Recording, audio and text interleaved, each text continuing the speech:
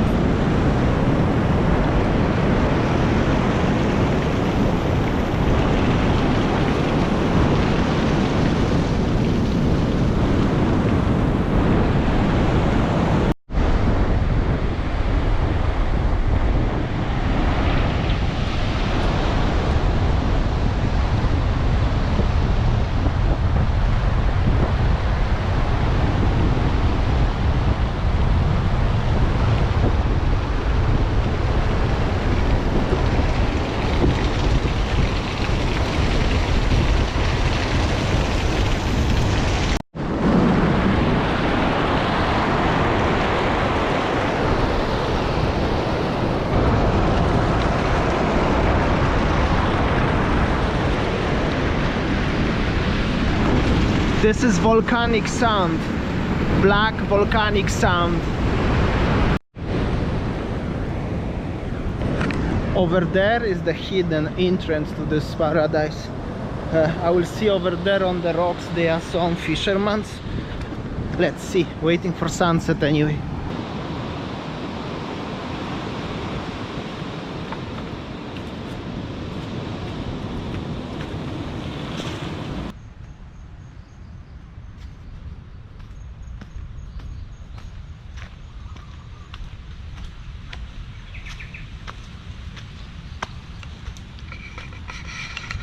I think so. This is the way to the cliff, but let's see. Ah, this is actually the house, the temple.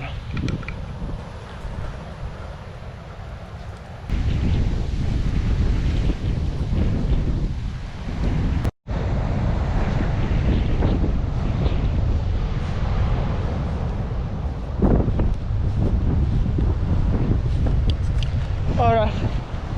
I don't have proper shoe to go to the cliff, so I just show you around. By the way, over there is the very luxurious 5-star hotel.